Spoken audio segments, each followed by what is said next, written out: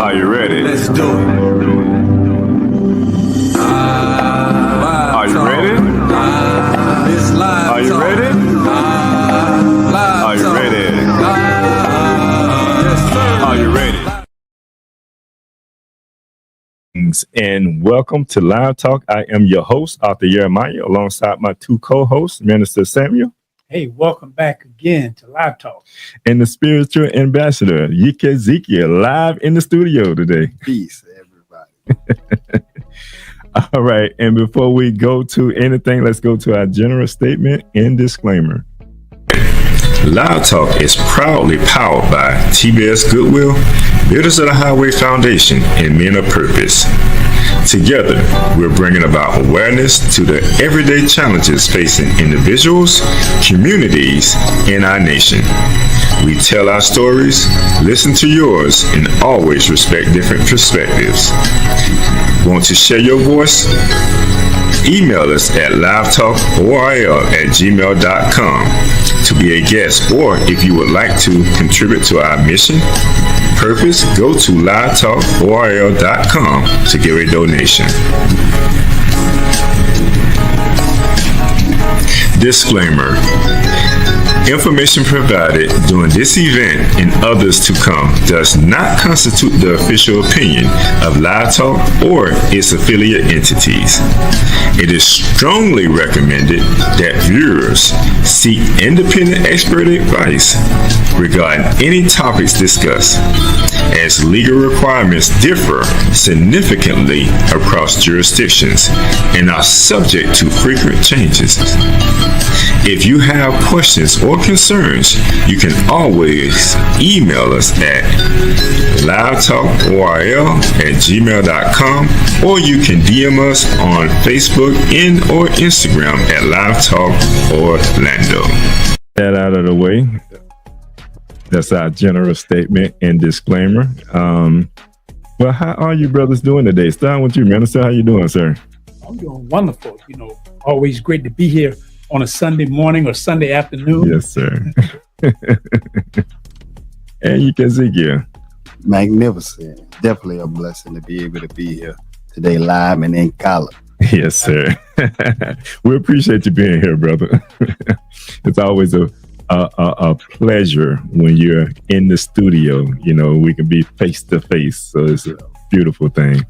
All right. And then as far as me, busy week, tired, but hey, the show must go on, and what we're going to be talking about today is truly one of those topics that needs to be heard in our community. And so let me just get a rundown of this program today. First, we're going to have the minister word of today, and then we'll go to a short commercial break, and then we'll come back with our main topic. Our main topic today is National Minority Health Month. We're going to cover that. We're going to cover some of the disparities that we deal with within our community. So stay tuned to that for that. After that, we'll go to another commercial break, and then we'll come back and we'll continue with the topic, because I don't think we'll cover enough of this here. So we're going to continue with that topic. And then when we get ready to adjourn and close out, we'll have something from the host, either a reading or a quote from the host. So with no further ado, Minister, what is the word of today? Okay. The word of today is awareness. And awareness is defined as the quality or state of being aware, knowledge and understanding that something is happening or exists. Awareness is understanding of a situation based on information or experience. Awareness comes from the root word aware, which is having or showing realization, perception, or knowledge. And what I really found interesting, when you're looking up definitions from sources, sometimes I leave examples. I saw one example and it says, be aware of danger. I think they were talking specifically to us in this particular class, because it's saying that there's some danger out there that we need to be aware of. Yes, and some synonyms are consciousness, being mindful, and observant. All right. We're going to get into all of this today. But But before we do, we're going to go to a quick commercial break, and we'll be right back. What do all these people have in common besides a beautiful smile, healthy teeth, and gums? They all use Zodi toothpaste. Zodi toothpaste is made with all natural ingredients. Zodi toothpaste is fortified with moringa and baking soda. Zodi toothpaste is suds-free, making it an excellent choice for kids. All natural, fortified, and suds-free. Get yours today at noystore.com.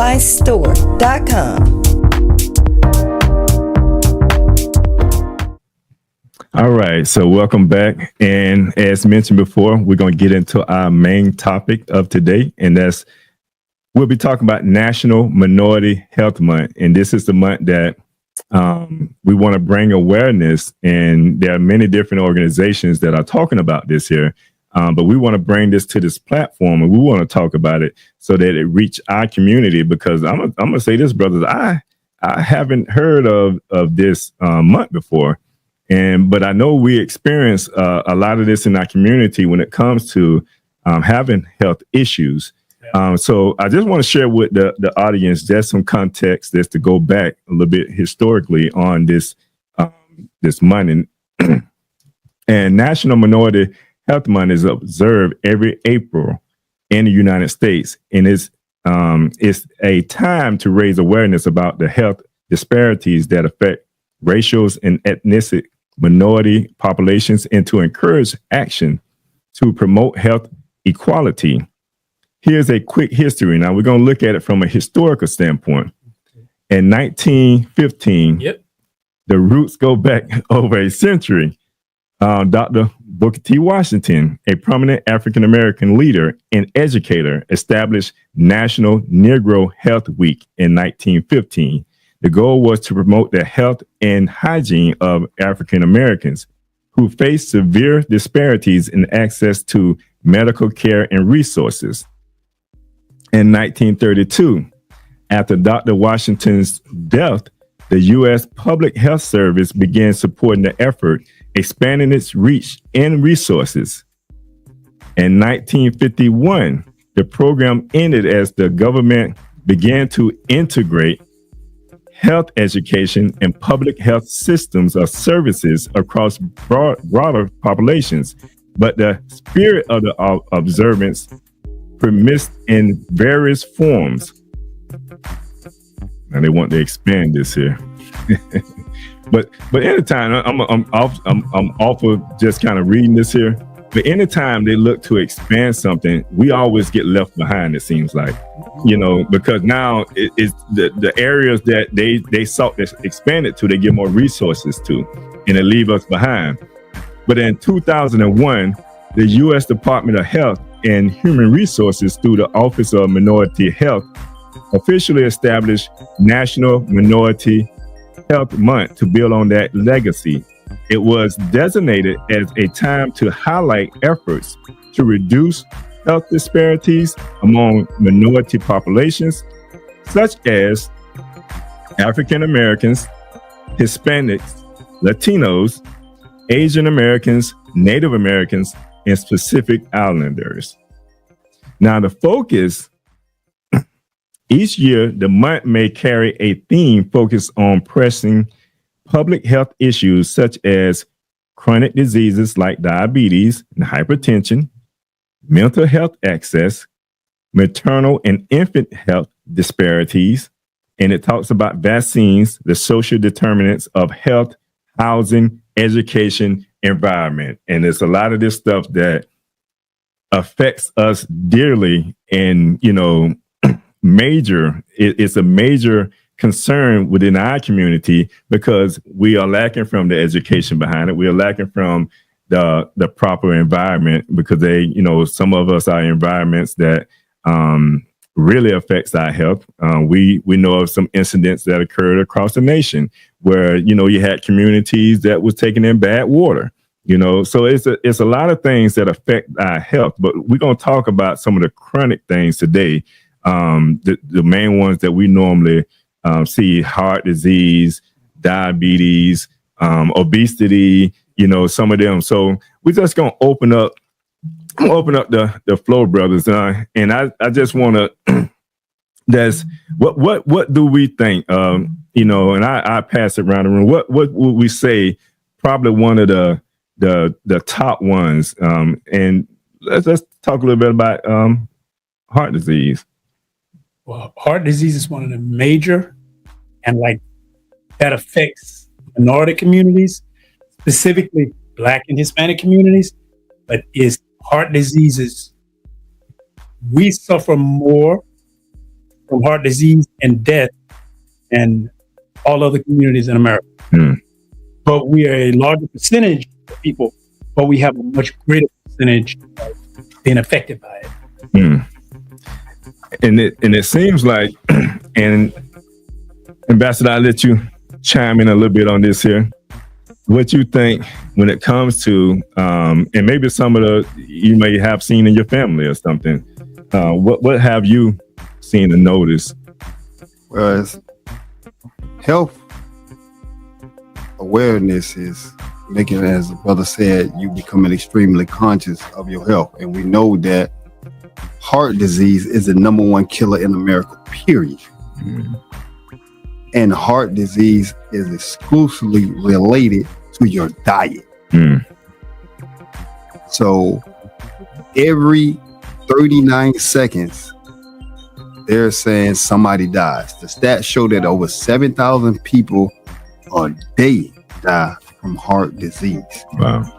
And it's disheartening due to the fact that this particular disease can be avoided because the primary cause, meaning 98.9% of heart disease, is attached to your foods and your drinks. So health means dietary habits also, as well as exercise, as well as other things.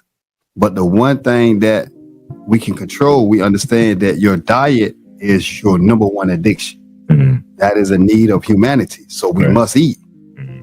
Now, as we were saying, one of the problems of the minority communities is their lack of education of diets, which is leading to the heart disease. And as he said, we are the so-called African Americans are the number one people that are dying from heart disease, because as it says, our lack of information concerning how to prevent, treat, and ultimately cure this. These are not incurable diseases. These are diseases that are predicated upon cause and effect. And if you change the cause, you simultaneously change the effect. So this awareness that has come into an existence through Mr. Washington is now allowing us to become conscious that, hey, we need to make changes in our diet. So we need to start having an understanding of what we need to eat. Even the former First Lady, Miss Michelle, became conscious of it and began to start making changes within the public school system about the diet. She was checking all the vending machines out that was full of the candy and the things that promote diabetes or heart disease, right? Which is full of the number one pathogen, which we know is white sugar. So if she, as the First Lady, has become conscious of it enough, then it needs to trickle down to the everyday mothers in the communities to understand that, hey, we need to begin to change. But one of the things that we're going to discuss about this right here is, how does change look and how do we produce change? Because there's some factors that are against the minorities that will stop you from producing those changes. And especially, I guess, when it deals with us within our community. And when we're talking about minority, based off of, the definition of that, you're talking about, of course, us, you're talking about Latinos, you're talking about, I would say, the communities that don't get the proper resources, the education, etc. Because I think that's a key part of. So how much does education play a role in this here? I say it play a major role, and just what my brother, how he pointed that out, is when you miseducated or even just ignorant of it, like with with the heart disease, you said it, but it's not as simple as it is. That's changeable if you change your diet. And part of the education, part of the other disparity and finances is, especially I can speak for Black men, we don't like going to the doctor. Mm-hmm. And then when we do go to the doctor, sometimes we don't like what they say, or we misinterpret it. Mm-hmm. Like we was having this discussion earlier, if sometimes we'll say things are genetic.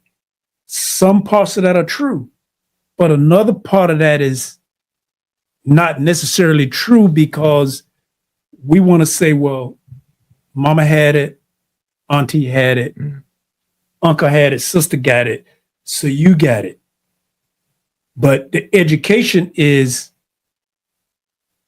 they eating pork chops, they eating ribs, they eating macaroni and cheese, they eating sweet potato pie, they eating apple pie, and they chasing it down with gin and juice, and they smoking.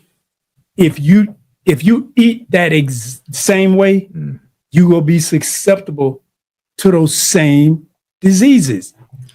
But if you don't eat that way and you get educated that by changing the fuel that you're putting in your body, you can get a different outcome.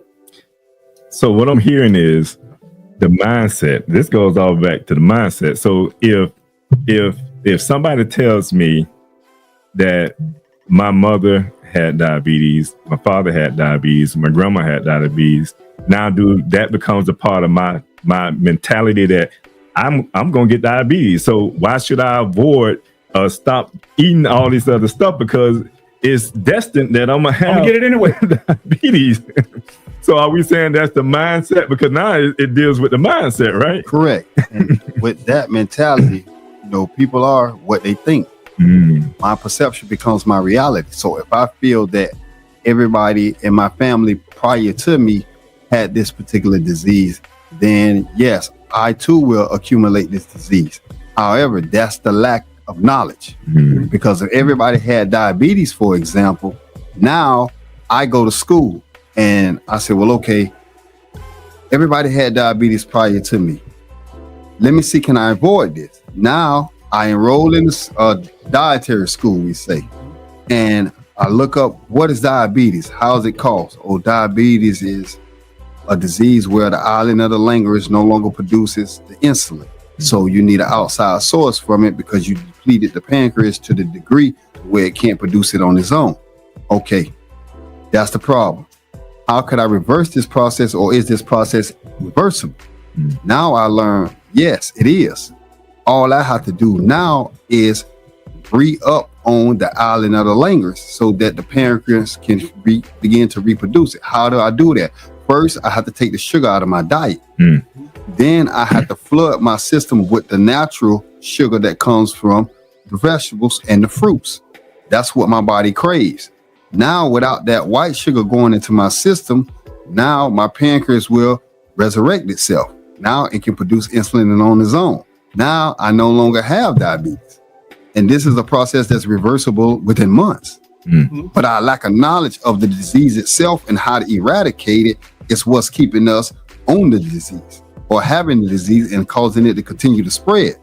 Because if the American Dietitian Association was to put this wisdom out there to the masses of the minorities that, hey, this type of diet right here will prevent diabetes, then no matter if everybody in my family prior to me being born had it, I would not develop it, because this is a cause and effect disease. Cause I'm eating the honey buns, cause I'm eating the annihilators, cause I'm drinking the sugary drinks, I am going to get this right here. It's a fact.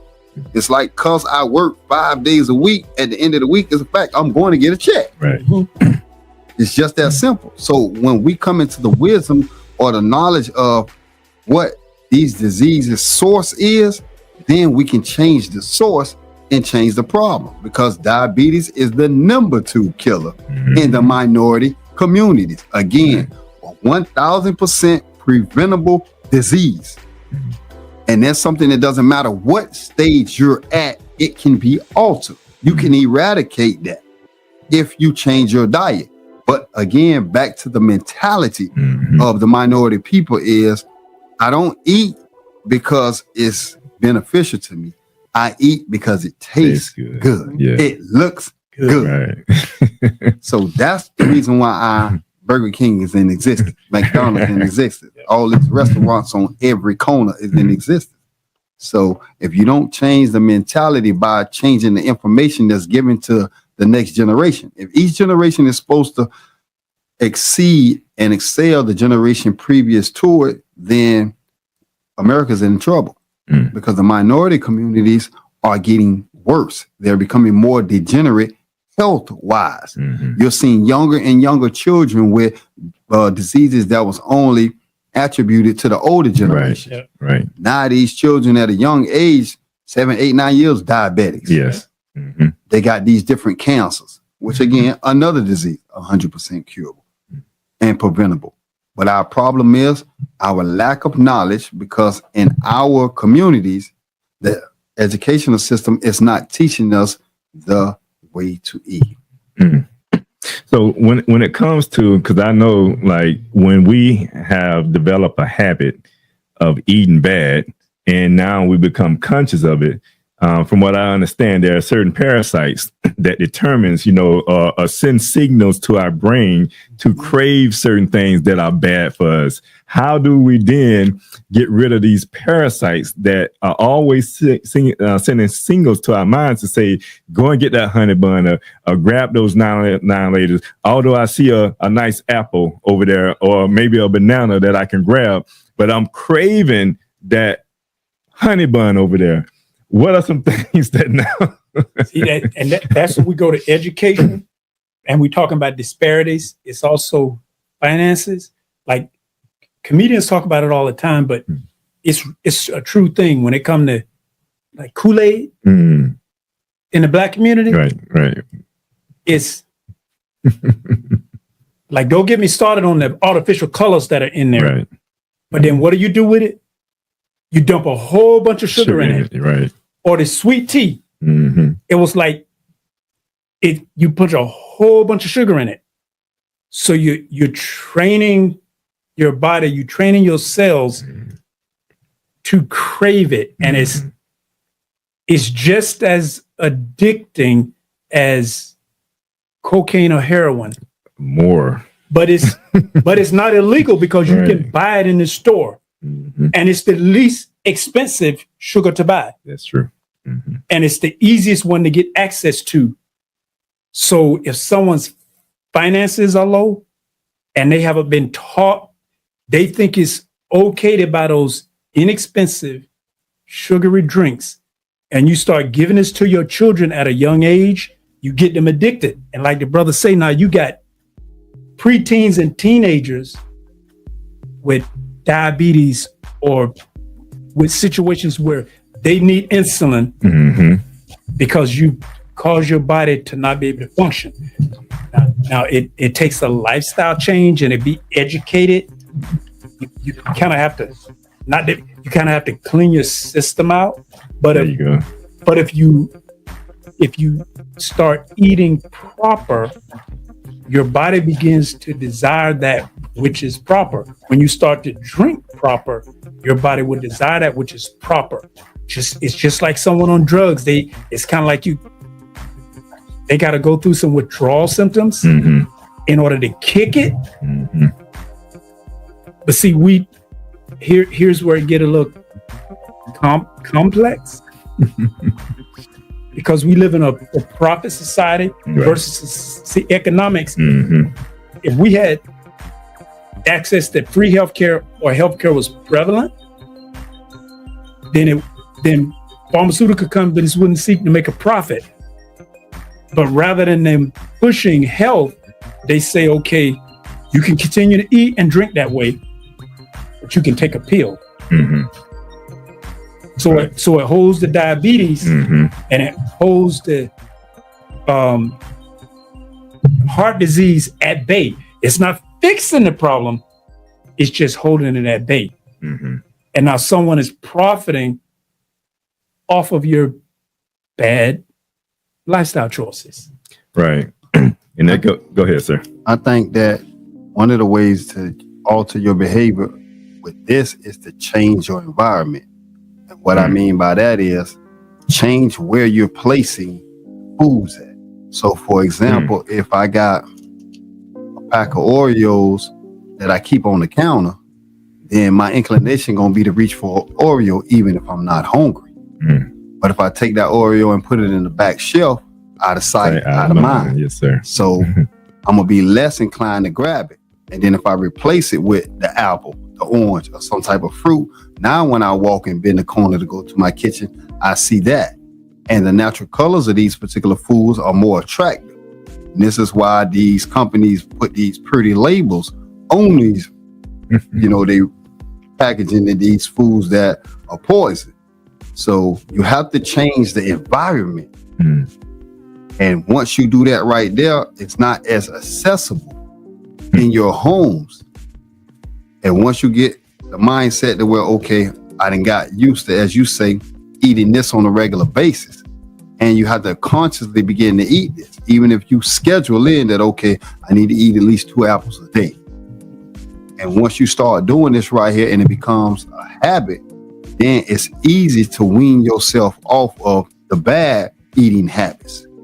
But part of that is altering your environment and having the things that you need readily accessible to you, and the things that's bad out of sight. So, like you said, it takes time to overcome this right here. So just put the Oreos in the back, put the Kool-Aid in the back, where they got to fight to get to it. Man, I ain't finna move all that stuff to get to this right here. When this drink is just right here. Right. And they do that on the shelves. When you go shopping, you'll see the most, if you look at the stats, the products that are bought the most are the products that are at label. Because when you walk in and you scan it and everything, you can see that product as opposed to looking down or looking up at different products. So keep that concept in your mind. If you can't see it, the chances of you getting it is small. So put it out of sight until you have weaned yourself off of that right there and put the more desirable, the more beneficial foods out front.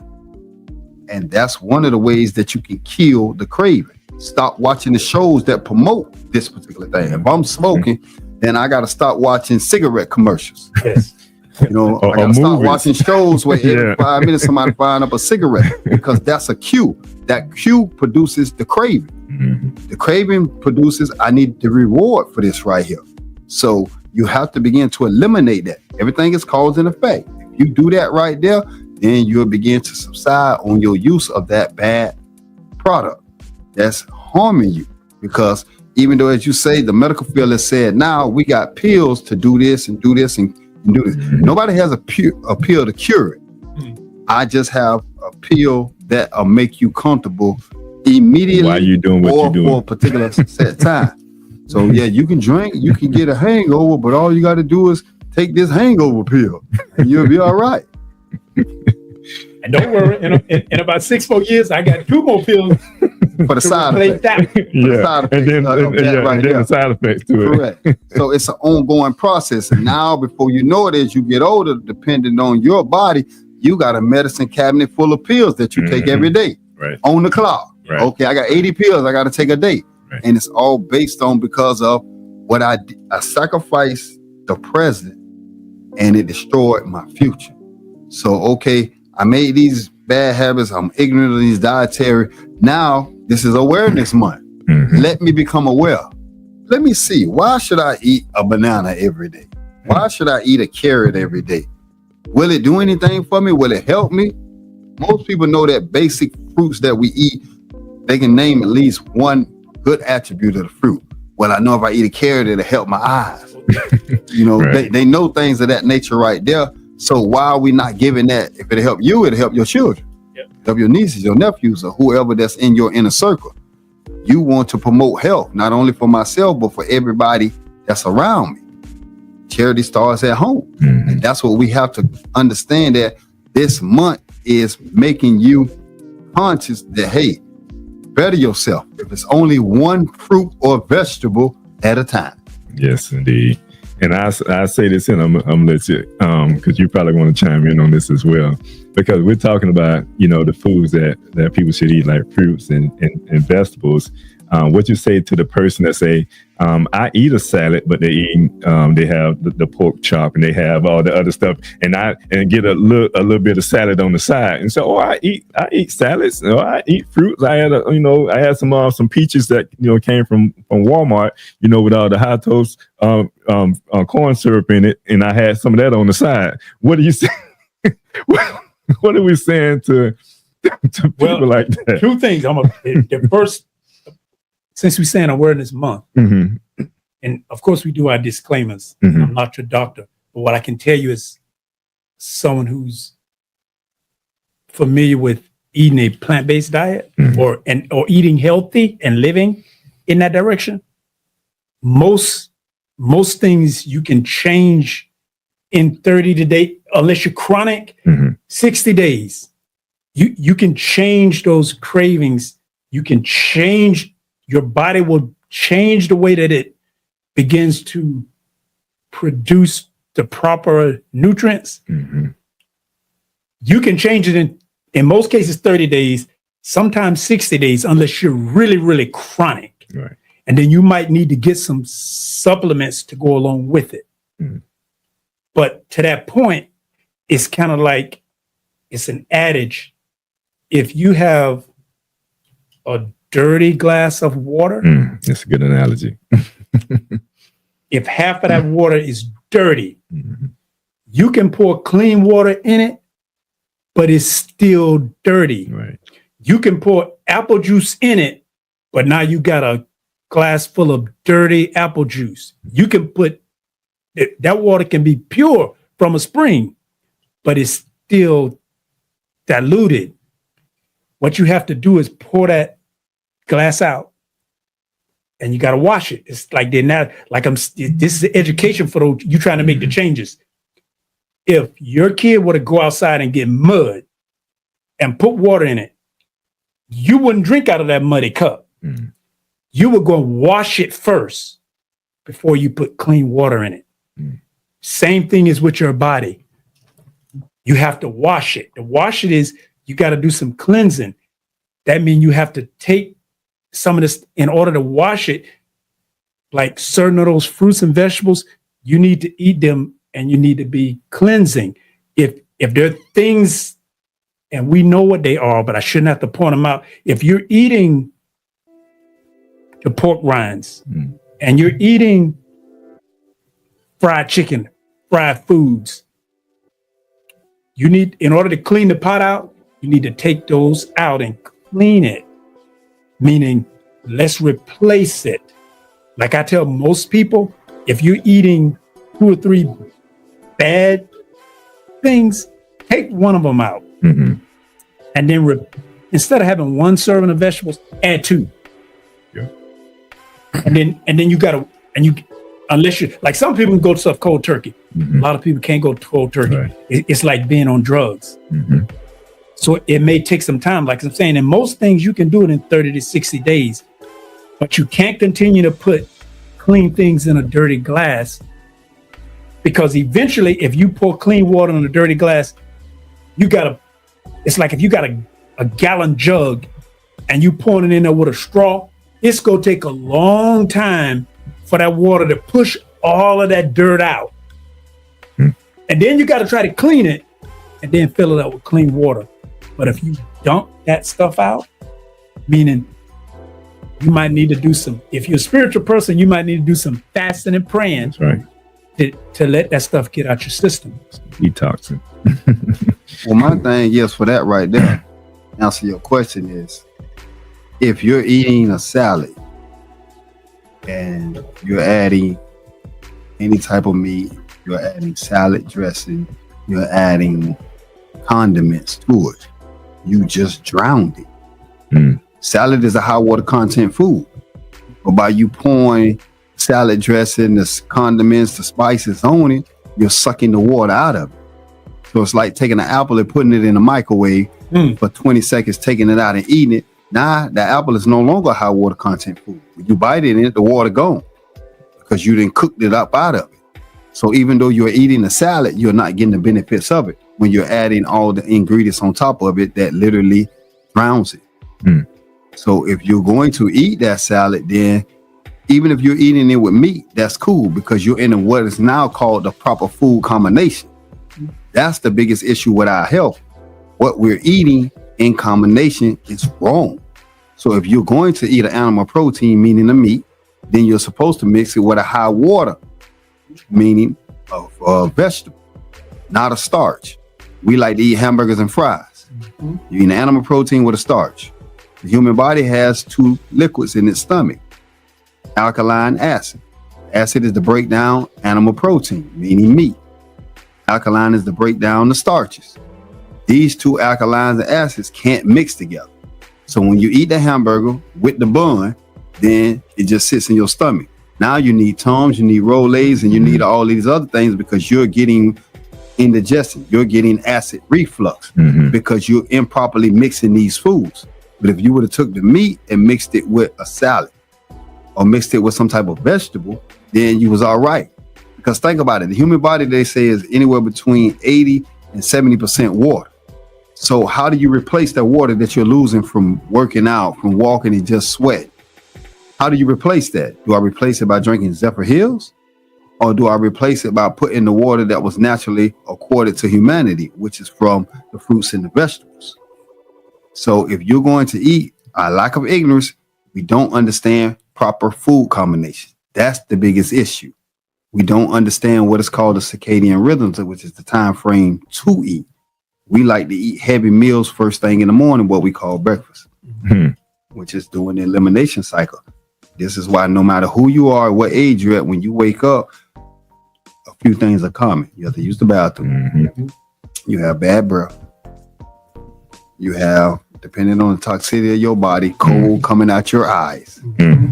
These things are natural to every person that's alive, because your body is extracting the nutrients that you ate the night before. Now it's kicking it out. But that cycle goes from 4 a.m. to 12 noon.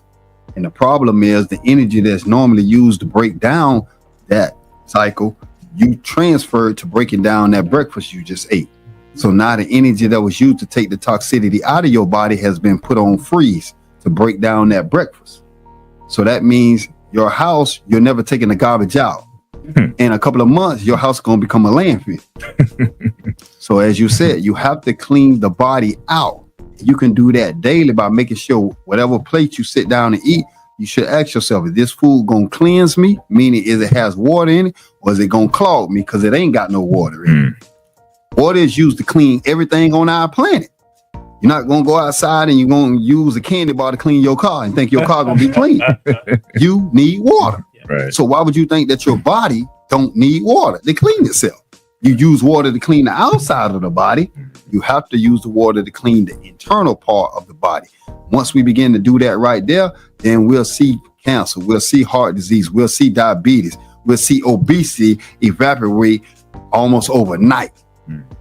You look at the stats worldwide in other countries, especially like China and the Asian world, they don't have obesity problems. They don't have that problem. They don't have diabetic problems, because the food that they teach their children to eat as part of the public education system is not foods, as you was alluding to earlier, that are full of artificial flavors, colors, and sugar.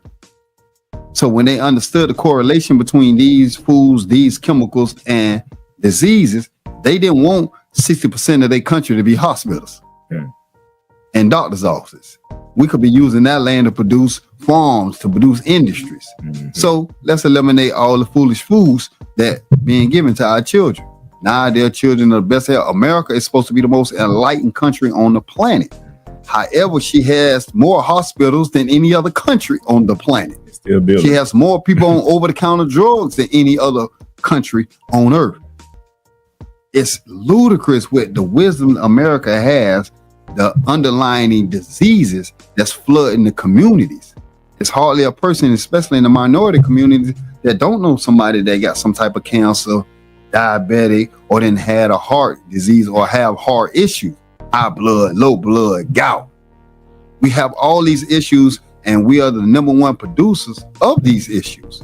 So this awareness month is to let minorities know that you need to begin to make changes in your lifestyle.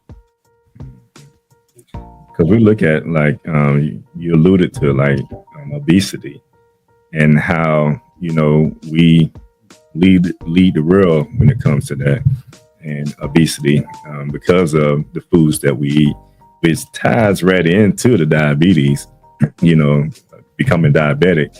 And like you also mentioned, like the waste that we attain over a period of time because the body is not functioning like it should be, because either the bad blood is not circulating through our bodies into the organs that needs to be functional in order to make sure that the waste is being extracted from our bodies. So food does play that major role. What are some other things? I know we talked a little bit about exercise, but I want to talk about oxygen, you know, the air. And I know where we're at, you know, being in America, how much of the air has to play in our declining of our health? Environmental issues are a big one. And as well as that goes into education, it goes into economics, because in affluent communities where they have the resources and they can afford to eat a better quality of food, they live better, they're less sick. But in our communities where we have less education, less money, less access to the proper health care, we are sicker. And it's directly related, like, see, kind of environmental issues play into the economic issues because of the work that you do, like the air that you breathe. And a point I have to say, because you made it, if everybody didn't hear about the water, and I drink a lot of water, you should drink a lot of water, but you're also supposed to be getting a lot of water from the food that you eat. Because if you're not getting enough water from the food that you eat, just getting it through the liquid is not the same. It's, you definitely want to drink water, but if you on what they call, let's say, a meat and potatoes diet, and you're not getting any water from your food, that's a direct thing from the environment, because now you're not getting the water, which, because your body's supposed to be getting rid of gases, and that's directly related to, like, I'm not saying smog, everybody is breathing it, but the way that your body produces the chemicals and stuff that you eat has a direct effect on that health outcome that you're going to get. And then you're looking at the communities, and the minority communities, they have more of plants in those areas, and those plants are producing smoke. They're putting chemicals in the air, you know, and with that being said, that's affecting the lungs. Due to your bad diet, your lungs are not working at pure capacity. Right. You couldn't take an American and allow them to breathe pure air. Their bodies are too toxic. It will literally kill you. That's how toxic the American air is. I know Michael Jackson years ago had a breathing chamber to where he could go in there and he could take in pure air, like for seconds or minutes at a time, as his body began to build up tolerance for it. But the stats show in California, all children since 1998 are born with the equivalent of one lung because of the smog. The air is so bad out there. So you're not getting, in the minority communities, the clean air because of all the buildings, the companies that are building in these communities, manufacturers and stuff, right? Yeah, and they're putting stuff in the air, in not urban only areas, there, right? Yeah. Then the runoff, like one of the places I live close to is the headquarters of Tropicana, and the runoff from the oranges and the smokestacks blowing 24 hours is putting it in the air. It's making it bad. So you're looking at the air is being tainted. And if I'm inhaling this air, and this is the air that I need to live, if I'm inhaling tainted air along with having a tainted body because of a bad diet, then now I'm getting a double portion of the toxicity, which means my body's going to have to fight that much harder. And then I sit down to a meal that's 75% non-water, I'm just continuing to add to this right here. So what we have to become aware of is the environment is one of the factors. The air is one of the factors. And our belief system is one of the factors. The minority communities, they have different cultural beliefs. And, you know, when we think of a particular ethnicity or nationality of people, we can attach a particular food to it. You know, we think of the Italian spaghetti come to mind. We think of the Mexican burritos come to mind. We think of black people, chicken come to mind. Well, collard greens. Some collard greens, but chicken is the number one thing. Chicken. Yeah. Black people, chicken. That's ribs. That's the animal that's next to us. Right, chicken. Right. So with this right here, we have to become aware of, okay, if I'm an so-called African American and soul food is our staple diet, then I would need to research, do collard greens have a bad effect on me? Do cornbread, do chitlins, do this, do these foods, what are they doing? Are they helping or are they hurting? Because the purpose of food is one reason. The only reason humanity needs food is its fuel. Right. Fuel is energy. It gives you the energy to move, to work, to do whatever you need to do. So when I sit down, I ask myself, the meal that I'm about to consume, is it going to give me the fuel that's needed to do what I want to do with my life?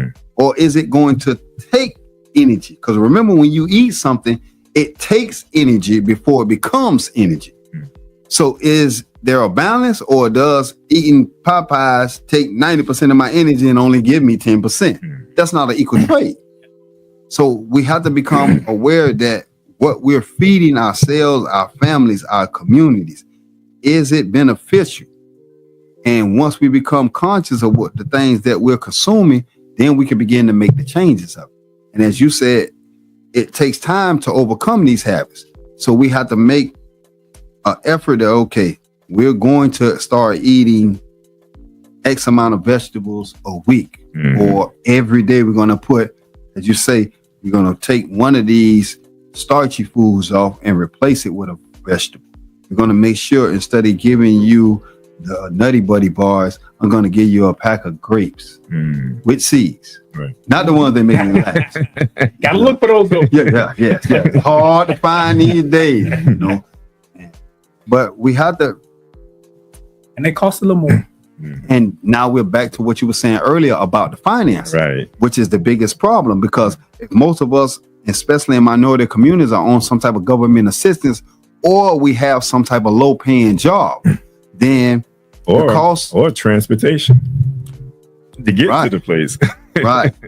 And because of our financial situation, I got $100. Do I go spend this $100 on enough fruit that's going to last 3 or 4 days? Because you know that it's fruit, it's gonna spoil. Right. So, or do I go buy enough of this store-bought stuff that can sit on the shelf for 1,000,000 years because the chemicals they didn't put in it to preserve it? And we're looking at, I gotta feed a family. So economics is telling me the best choice is to get the food of low value because of my money situation. Right. At least I can survive off of this right here for X amount of months, to where if I try to eat healthy, then I'm gonna be in a bad position in a couple of days, because I have to keep replenishing this. Yeah. Peanut butter can sit in my counter for 2 months before me and all the children eat it. Right. But I got to eat these apples within 3 or 4 days. A week they going bad. Right. So I got to consume this fast, which means, okay, it costing me $60 to buy all these fruits. 9 times 60 times every 3, 4, 5, or once a week. Man, I ain't making that type of money right there. So it's just not economically feasible for me to be able to eat. So even if though people are becoming more aware, because America is now more health conscious. That's why if you look around in your cities, you'll see more gyms now. People are trying to work out more. But again, it's just not affordable for the mass majority of the minority communities. So they may get the wisdom to want to do better. They don't have the financial means to make that a reality. So we've been living. Look what orange juice. Have anybody seen what orange juice costs in the grocery store lately? I don't know. I juice a lot of my stuff, but I'm pretty sure it's up there. See, what it means is you can't afford it, or if the finances aren't right, you're just not going to buy it. Right. You're going to buy the stuff with the artificial colors and the artificial sugars. Yeah. And unfortunately, you're going to give it not just to yourself, but you're going to give it to your children. Right. And a point that he made was about the cleansing. When your body goes through cycles. So like in the morning when that's really when you should be eating the majority of your foods up in the earlier part of the day, giving your body a chance to cleanse itself. But so even when the environment is bad, like your lungs, the pancreas, your liver, your kidneys, they have a function. But when you're feeding them improper foods, they're only working at 50-60% of their capacity. So it gets very difficult for them to break down and get rid of the toxins. Whereas when they operating at 90% and higher, they will break down them toxins, but they have to be able to clean themselves. But when you're on a cycle of first thing you get up in the morning and you go into McDonald's because you're in a hurry to get to work and you're eating a big breakfast, the big McDonald's breakfast, your body, it can't cleanse that. So your body don't have no time to cleanse. And if you're in an environment where the air is not the best, and then heaven forbid you're a smoker, see, it's like now you're down to like 50 or 40%. But it's based on the way that you're living, the way that you're eating. And from what I understand, that the body is made up of trillions of cells, and and I forgot how many trillions of cells that the body is made up of. And from within, I would say, maybe a day, maybe 3 days, maybe a week, we can, cells can deplete themselves. But at the same time, we replace cells with cells. And that's the process. That's how the Most High, created us, established it. But we have to have the right diets in place in order to do this. But when we lack this here, that's when we see some of the issues that occur, like within our system, because we have a system in place. Then that system works perfectly if we keep the right fuel, like what we're talking about, in that system. Because the gases that we're talking about, the pollutions that we're talking about, those are greenhouse gases. Those are the fossil fuel and all these other different types of pollutants that we inhale over a period of time, depending on where you stand at. Because I know, like in my neighborhood, although they didn't went over there and they didn't built this development and all this here, they didn't knock down every tree. The homeowner association makes sure that you have at least 2 trees in your yard, and have you some trees in the backyard, because we know that trees, they absorb a lot of these pollutants, and they take them in, and they, I think it's a process called photosynthesis, right? And it's a deforestation at the same time, because it spits it back out so you can get that clean air. But that's very important when it comes to us when we're talking about our health, because that's a major part of that. And I love the way that both of you are talking about this natural way of receiving water. Like, how often how many people know about this? This education. Because we, like you say, we'll grab Zephyr Hills water and we think we replenishing ourselves.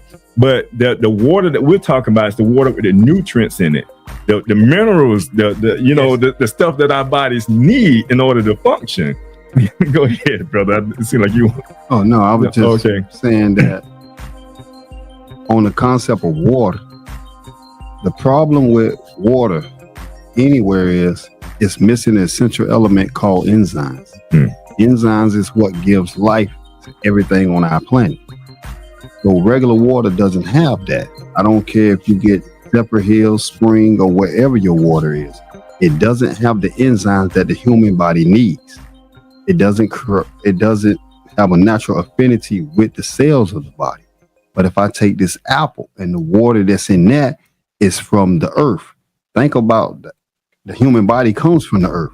So the cells have a natural affinity with the fruits because they're from the same source.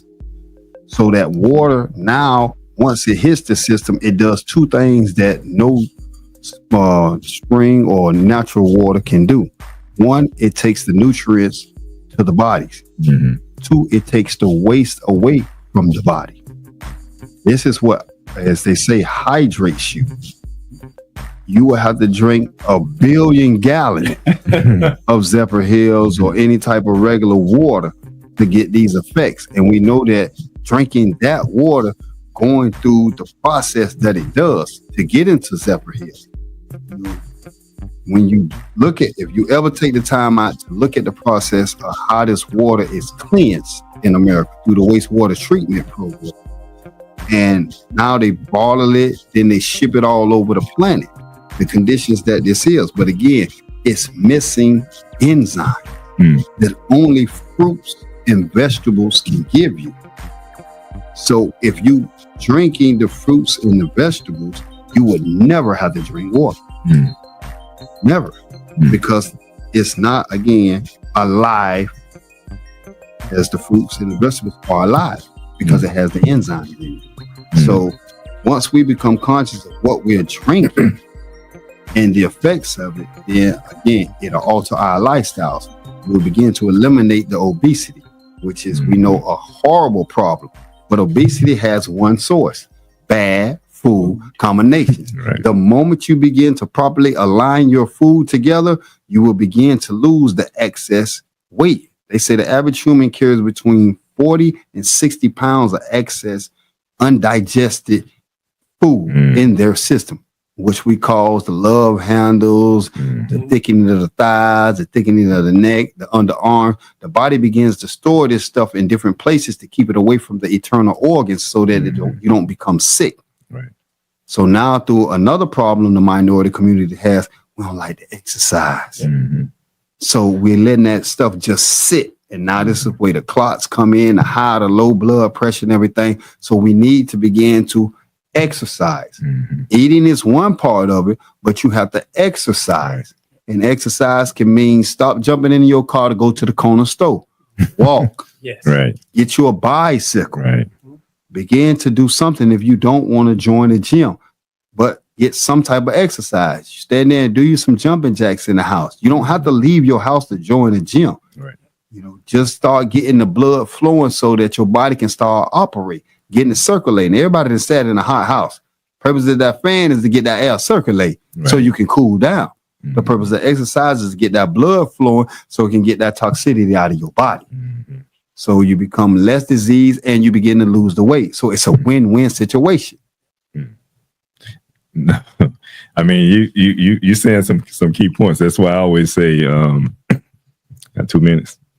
Okay. That's why I like to talk about, you know, the importance of making sure that we eat foods that are nutritious, because that's a part of the foods that, and like you say, going to the right places, because our blood is, you know, we know that's life, and blood circulation is very important. But if we don't eat the right foods and our blood ain't clean enough to circulate through our bodies, that's how, you know, our arteries get clogged up. That's how we get blood clots and things of that nature. So it's very important that we understand, like what we're talking about today, and consuming the right foods, and, you know, making sure that our bodies are functioning the way it should. And we're going to talk about a little bit of that. I'm going to show some of this here in the book. But when we come right back, we're going to go to a commercial break. Because Scott & Associates always treats me like family, I refer my family to them. So when preparing for my taxes, and I know exactly what to bring in coming in, it makes the process so much easier. Anyone should hire Scott & Associates because they are professional, respectful, and very knowledgeable. And with all of my heart, I can always count on them.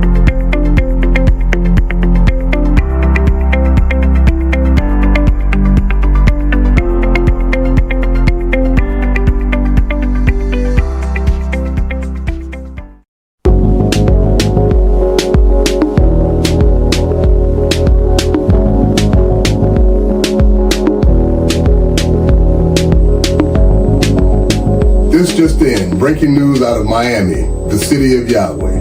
The Passover, Feast of Unleavened Bread, is back. Mark your calendars for April 1st through the 8th. This extraordinary event is a spiritual experience like no other. uniting the nation of Yahweh for 8 unforgettable days of faith, fellowship, and celebration. Make sure to be there in person for the on-site celebration on April 4th, 5th, and 6th. Don't miss this divine opportunity to reconnect, rejoice, and keep the law of Yahweh. Also, to honor the sacred teachings of our Messiah, Yahweh ben Yahweh. Join the nation of Yahweh in Miami, the city of Yahweh, for the Passover and Feast of Unleavened Bread. It's a celebration of unity, history, and the spirit of Yahweh. Hope to see you there.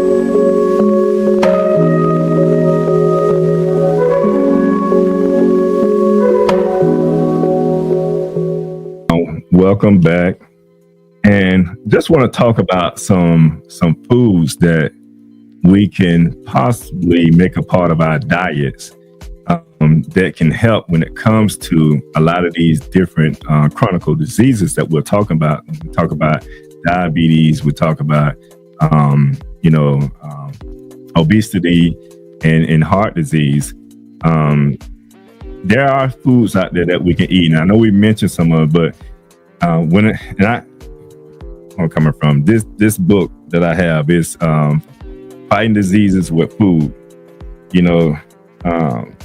We have to invest in more educational material that can help us when it comes to fighting diseases, because they're there and we're not always conscious of it because of the fact that we have a history of how we have been taught to live and the things that we consume. Like if you was raised in a household and your mother taught you how to cook, collard greens with neck bones and with all these other different type of and we're talking about the different ingredients and different combinations of food, that's the only way you know how to cook it. But now you find out that maybe that's not as healthy for me. I shouldn't mix that with the collard greens. The collard greens has its own value to it, but when I start to add certain things to it, it may take away from the benefits that I can receive from it when I do that. So when we talk about diabetes, some foods that we can possibly take in and want to take in a little bit more, we do want to eat more apples. Blueberries are definitely good for you. I know a lot of people may not care for blueberries like that, but avocados. I have heard so many people when I talk about avocados say, "Ew, how you eat that?" Have you ever witnessed something like that? I mean, it's a funny. I was at a Jamaican restaurant with a friend. I think I was had some. I'm plant-based, so I was getting plant-based, and the owner wasn't there, but this was somebody working in the restaurant. I told him, "Well, can you add an avocado and some olives in mine?" He said, "Sure." And then he came back and say, "I don't know how to prepare it. I don't know how to." I said, "That's okay. Bring it out here. Just bring me a knife and bring me a spoon, and I'll show you." But he was working in the restaurant. There were avocados in the restaurant. He didn't know how to cut it, serve it, so he certainly didn't know how to eat it. Right. But it's right there. And it was funny to me, but I showed him how to cut it and put that on top of my meal. But yeah, I'm gonna stop because it's like, we could talk for a long time about avocados. And people just don't know the benefit of it. It's definitely one of those vegetables that we need to make a part of our diets, because it's also avocado was one of those, like when people talk about you being vegan, like how you vegan, like where you get your protein from, and that's the biggest comment that I receive from people when they know that you went vegan. And you want to chime in on that one? Most definitely. See, I can go, but I want you to chime in on that. That particular subject matter is what comes to mind when you say that. But the biggest myth on the planet is, what is protein?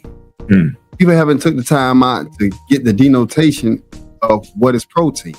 Protein is nothing more than amino acids.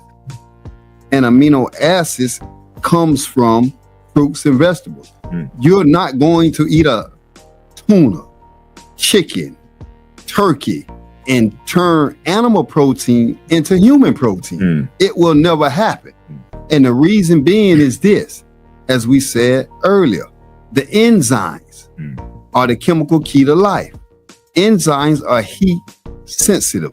The moment you take that hamburger and cook it over 130 degrees, it becomes dead.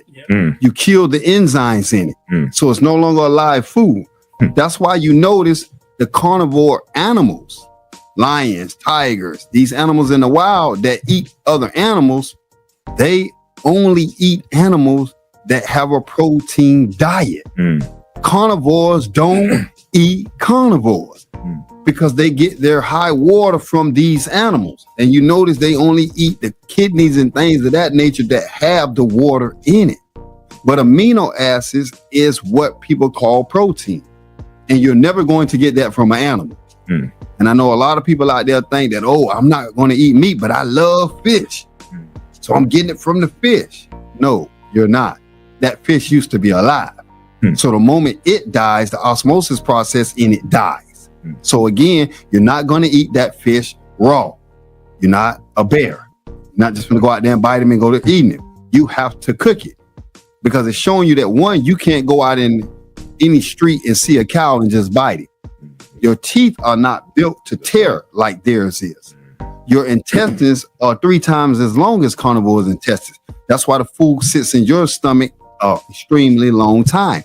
But humanity knows any food that sits in your stomach over 8 hours becomes a poison. So meat alone, when you eat a meat meal, sits in your stomach for 96 hours. So how many meat meals you eat in a day? Thinking that you're getting protein because the pack of tuna says 16 grams of protein. You're not getting that. Again, animal protein will never turn into human protein. Your protein only comes from vegetables, fruits, which are in gardens and orchards. Think about this to kill the protein theory. What are the strongest animals on our planet? Horses, silverback gorillas, elephants, ox. These animals don't eat meat, but go grab a gorilla and see if he has a protein deficiency. These animals don't eat meat. So where are they getting the protein from? What do they eat? It's from their diet. They're eating it from the grass. They're eating it from the berries. They're eating it from the diet that they have. And these are the strongest animals on earth. These are the animals you use to move anything before technology came in. Oxen and elephants was used to pull logs, plow your fields and do these things because of the strength and endurance they had from their diet. Lions sleep 20 hours a day because of their diet. So you're not going to have a protein deficiency if you stop and become vegan. You're going to actually have more energy because your body doesn't have to break down all that food that's just sitting in the stomach. That energy will be used to give you that burst of energy to run the 40-yard dash a little faster. So people have to understand what protein is. It's just amino acid, and they are heat sensitive. Once you cook them over 130 degrees, they die. These are facts. Google it. Ask Siri. See, that goes to education and that point that you make. It's good you said it that way because it's a certain amount of protein in that animal, in that meat. But when you consume it and your body do what it needs to be, that's the part they're not saying. Because you can definitely get your protein from a lot of green, leafy vegetables, fruits. But the example you make about the animals, cut it all out, but it goes back to what we were taught as children, with that food pyramid, and the meat industry is the one who put that information out there. It has since been now known that pyramid that they put and how they put the meats up there, that's because they profit from it and they want to keep that industry going. And they say that is where you must get your proteins from. So people have, I remember that when I was a little, they taught us that from like grade school, but it's not a fact. The fact is it's not true. When you mention about cells, but it is your body, living food. If you're eating dead food, you're not getting the living enzymes. When you're eating living food, you're getting living enzymes. But if your cells are constantly reproducing themselves when you feed them properly, but when you're not feeding them properly, then you're losing more cells than you create. And the problem with that is now your body begins to break down, and that's what causes diseases and illnesses, and even cancer from an elementary level, is that you're consuming more cells than you're reproducing. But when your body is reproducing cells, it don't matter about the dead cells. But when you start losing cells, the problem is when it starts affecting things like your organ, like your pancreas, your liver, your kidneys, now your body can't do normal functions. But it's supposed to be reproducing those cells. And it's all about the living foods that you put back in your body. But no, that was one of the notions and myth. Now, can we think of another myth when it comes to eating properly, like we're supposed to eat? The number one myth is milk does a body good. It's on TV. Serena told me that. Mike told me that. All the sports stars and celebrities tell me milk does a body good. But again, let's look at cold hard facts. If you do not domesticate an animal, there's no animal on the planet Earth after the weaning stage, which is, depending on the animal, can be anywhere from a couple of months to 2 years. No animal drinks milk. The mammal no longer produces the milk. The body stops producing it. So that's the body's way of saying, we offer this right here. Now let's go get what we need as a liquid to sustain us. It's no longer milk. The only animals that drink milk after the weaning stage are humans. That's it. And who milk they drinking? Right. That cow. What would you think if you walking down the street and you see a man in a field drinking milk from the udder of a cow? You're going to think he's a lunatic. But you have no problem walking in Publix grabbing that same gallon of milk. The source is the same, the cow. Cows don't drink milk. Calves drink milk, but not a cow. But once that cow reaches a certain age limit, it stops drinking. And the milk that comes from a cow is used to grow that calf from small to big within a couple of months. So what do you think happening when your brand new baby is drinking cow milk that's meant for a calf that has numerous stomachs? It's meant to build that calf up at a fast pace. The human body can't take that. And this is why these children get sick. Every human after the age of 18 months is lactose intolerant. Your body no longer produces lactase, which is the enzyme that breaks down the lactose. It only do that during the weaning stage. So that was the Most High way of telling you that, hey, we off the milk. You don't go to stop drinking human breast milk and then start taking over from the cow or the goat. It's just not logical. You don't drink and mix. No other animal gonna drink the milk of another animal. That's not natural. But that's the biggest myth, because Serena told me that on that commercial. Mike told me that on that commercial. And I believe in my heroes. I believe in my celebrities. And the people that are writing the script, the campaign people, they're pushing this. And I've learned good advertisement to make people eat concrete. And see that, remember that food, that the meat industry, the dairy industry is on there too. Right. They're both on there. Right. We were taught that from children. Right. And then they reinforced it with Serena and Mike. Right. But it's not true. But that's what they promote. So that's what people believe. Again, we know, especially in the minority community, we watch more TV than anybody else. So if we're seeing this commercial every 3 minutes, 6-7 hours, then what we are mentally is what we become in our action. So if I'm seeing these stars, these celebrities, these entertainers do a particular thing and I want to be like them, I'm going to mimic them.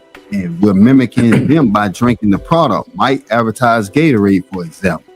Everybody started drinking Gatorade, but you come out better drinking dishwater.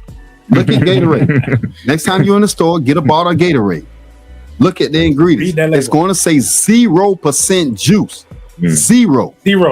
So if there's no juice in a juice product, what are you drinking? Right. What are you drinking? Gatorade, all these A's, all of these things are being made in labs. And they tell you Gatorade was made in the lab by the people at the University of Florida. So they're not using the natural remedies that are congruent with the human body. They are playing the mad scientist role, and they're giving you what they call it, a knockoff product. Artificial, yeah. Right, a knockoff product that has numerous side effects, because the number one product of these is sugar. You look at any grocery store, what's the most prevalent item in the grocery store? Sugar. No. Product. Oh, product. What's the number one product of any grocery store that you go to? You never believe what the number one product in these stores. What you put out. What is the number? Cereal. Oh, that's a major aisle. Cereal is the number one product sold. And just take any cereal. I don't care what cereal, the next time you're in the aisle, and look at the ingredients. And understand the process of how cereal is made. You're going to see that cereal is over 60% sugar. I don't care what cereal. But look at the process of how they heat it up, how it's actually made. Dr. Kellogg, first one, came up with the cereal when he decided, okay, we're going to start making people eat breakfast. And the process that it goes through. And you'll be amazed at how they make cereal. And then depending on the cereal, the artificial flavors and colors that they add to it. So it's our lack of knowledge concerning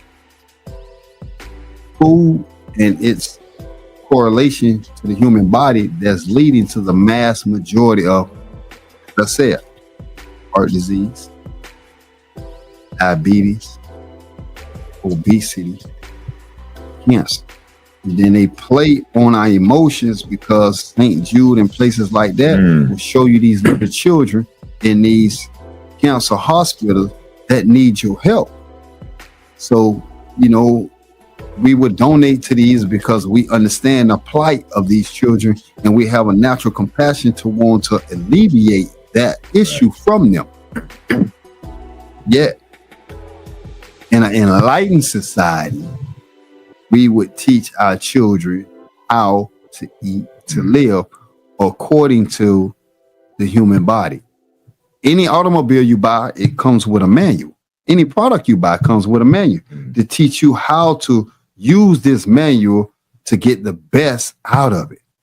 So if the body is like a car, would I put the worst fuel in it so it'll perform at a lower pace, or would I put the fuel that the manual says goes in it? So nobody's going to go put jet fuel in their car because they know what jet fuel going to do. You ain't gonna say, oh, boy, I would have had the fastest car in the neighborhood, so I'm gonna put jet fuel in it because it make the jets go so fast. Can't handle it. It's gonna tear your car up. Your car's not made for jet fuel, no more than your body is made for these foods that's tearing it down. So minority communities, we have to become more health conscious, because this leads to the other half of April being the month of autism also. This plays a huge effect in the diet of the mother and the shaping of that child when it's in her womb. So we have to become conscious right here and make better choices. Right. Well, we get into that the ending of this show, this program. We're definitely I look forward to picking up on this here, because there's so much that we can talk about. And I think it's a lot of information that we shared today. And I hope our viewers are able to just take some of this information in and receive it, because the notion behind, certain foods that don't taste good to you, you don't want to eat it because it may taste bad to you.